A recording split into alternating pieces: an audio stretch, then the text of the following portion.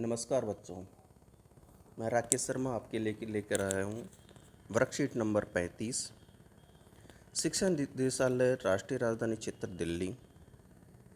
और आज का हमारा विषय रहेगा हिंदी क्षितिज भाग 2 की एक प्रमुख रचना है अट नहीं रही। दिनांक 23/9/2020। अट नहीं रही यह रचना सूर्यकांत त्रिपाठी निराला की प्रमुख रचना है और एक इसका छोटा सा पद्य भाग हमें दिया गया है।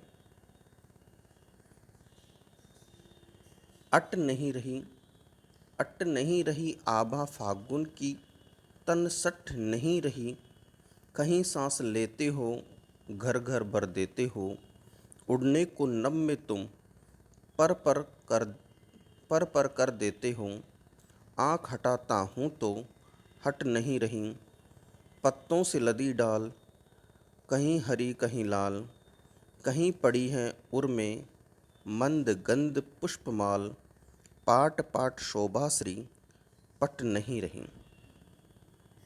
अब यहाँ पर जो पहली रचना है, पहला पद्य है, अट नहीं रही।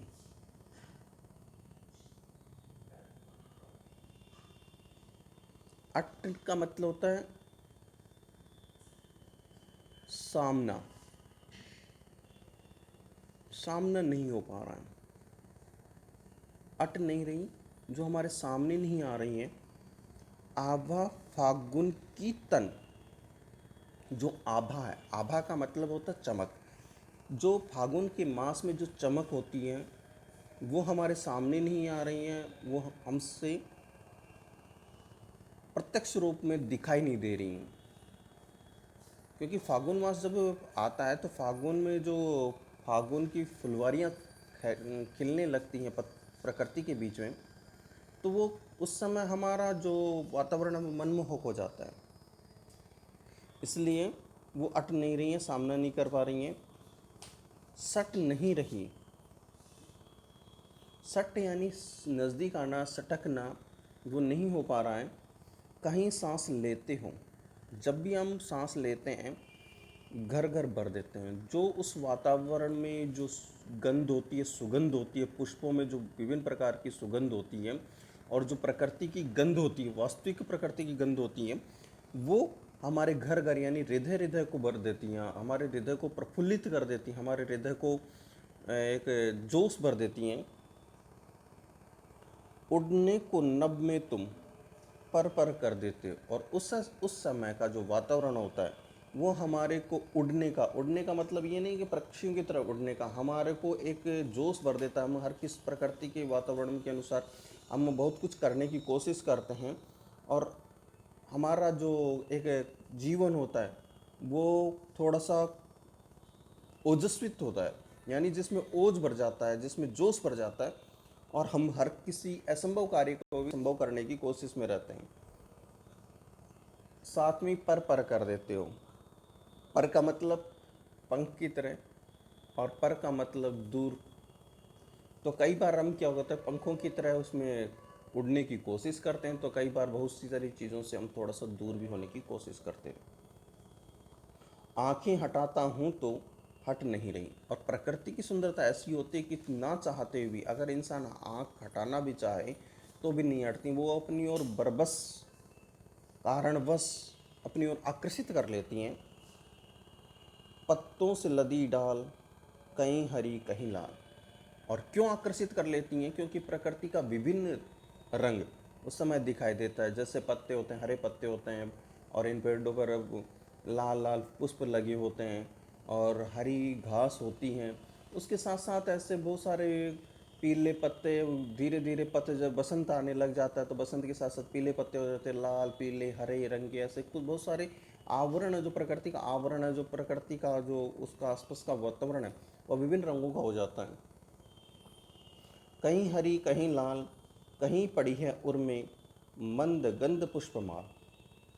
और कहीं कहीं पर क्या होता है, उर यानी हृदय पर एक माला रूपी पहने रहती है प्रकृति और उसमें से मंद, मंद यानी धीमी, गंध यानी सुगंध, और पुष्प की माला प्रकृति ओढ़े हुई रहती है। पाठ पाठ शोभाश्री, पाठ पाठ यानी जगह जगह पर, प्रत्येक स्थान स्थान पर शोभाश्री, शोभा का मतलब सुंदरता से भरपूर ये जो प्रकृति होती है वो पट नहीं रही, यानी समाहट नहीं रही, यानी जो उसकी चकाचौंध है वो हमसे दूर नहीं हो रही।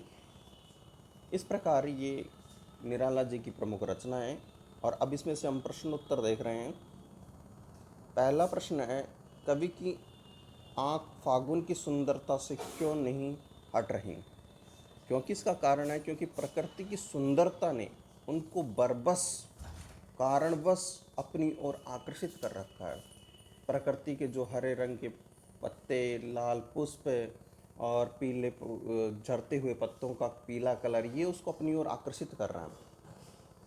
फागुन में ऐसा क्या होता है कि बाकी ऋतुओं से भिन्न? फागुन एक ऐसा मौसम है जिसमें प्रकृति अपनी चरम सीमा पर सुंदरता में होती है। फागुन के बाद जस्ट बसंत आता है। बसंत में पत्ते अपने वृक्ष और पेड़ पौधे अपने पत्ते छोड़ देते हैं, पुष्प छोड़ देते हैं, यानी वो उसकी जरावस्था होती है। जरा का मतलब बुढ़ापा की अवस्था होती है। और उससे पहले जो उसका यौवन होता है वो फागुन में होता है, यानी उसकी जो जवानी होती है, पेड़ पौधों की जो जवानी होती है वो फागुन में होती है। और जवानी की सुंदरता देखने को बहुत अच्छी लगती है।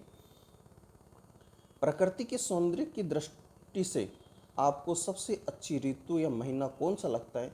बस क्यों, सोच कर बताइए।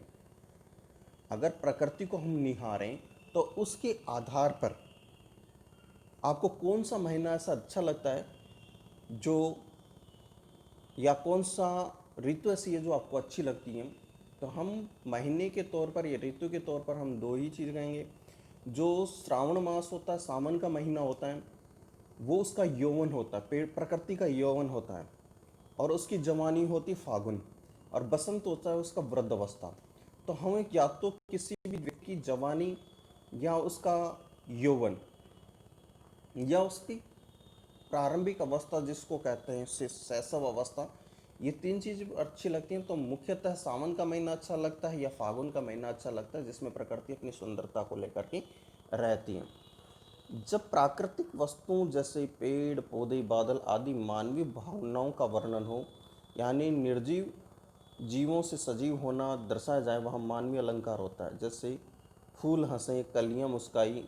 इस उदाहरण में हंसना, मुस्कुराना मानवीय क्रियाएं जिनको फूलों एवं कलियों के लिए प्रयोग किया गया। ऐसी ही प्रस्तुत कविता में मानवीकरण अलंकार के दो उदाहरण ढूंढिए। अब इस पूरी कविता का जो एक पद्य भाग हो उसमें से हमें दो ऐसे उदाहरण ढूंढने जिसमें मानवीकरण हो, यानी जिसमें निर्जीव वस्तु का, जो प्रकृति की कोई भी वस्तु को ग्रहण करके उसमें इस मानव की छवि देखना, निर्जीव में सजीव की छवि देखना ही मानवीकरण अलंकार है। तो इसमें है,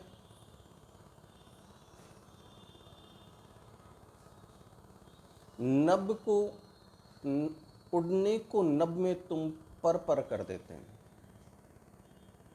क्योंकि पक्षी सजीव है और जो पौधे हैं वो निर्जीव हैं।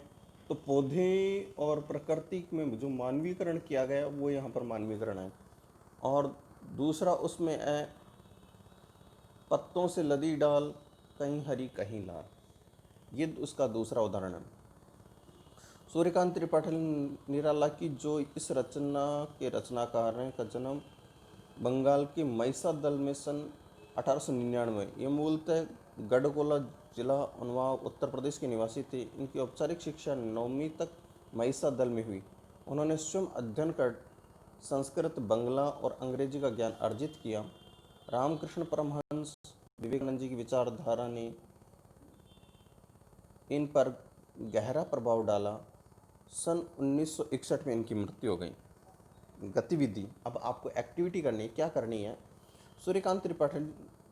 सूर्यकांत त्रिपाठी निराला जी के बारे में और जानकारी इकट्ठी कीजिए और उनकी रचनाओं के नाम भी लिखिए। आप इस कार्य को विभिन्न स्रोतों की सहायता ले सकते हैं। आपको उनकी जो प्रमुख रचनाएं, उन्होंने कौन कौन सी किताबें लिखी, उनकी कौन कौन सी कविताएं, उनके बारे में लिखना है।